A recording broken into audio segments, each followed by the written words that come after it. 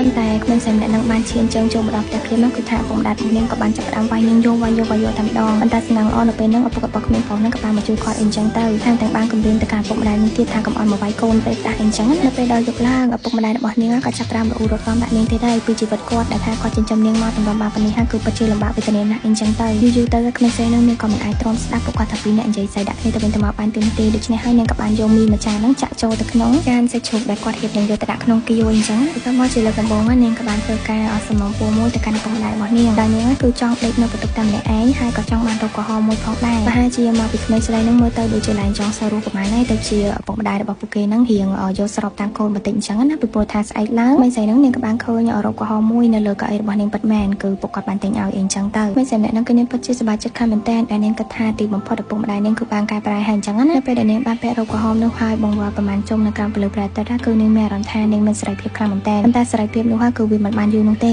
ព្រោះថាឪពុកម្ដាយរបស់នាងបាននាំនាងមកពិនិត្យរាងកាយនៅឯមន្ទីរពេទ្យទៀតហើយបាននិយាយទៅតតែពិនិត្យឃើញថារាងកាយរបស់នាងនៅស្អាតស្អំល្អជាងអញ្ចឹងទៅពួកគាត់សម្រេចចិត្តឲ្យនំប៉ាវមួយទៅឲ្យនាងជាអាហារពេលព្រឹកហើយបើយើងមើលឃើញទៅប្រៀបដូចជាការចោះចូលត្រូវគ្នាតាមស្ដាប់តាមកូនស្រីម្ដងអីចឹងប៉ុន្តែតាមពិតទៅអត់ទេគឺជាការគ្រប់គ្រងកាន់តែតឹងជាងមុនទៅទៀតពីព្រោះថាចាប់ពីថ្ងៃនេះទៅគឺថាស្ថានភាពរបស់ក្មេងស្រីហ្នឹងគឺ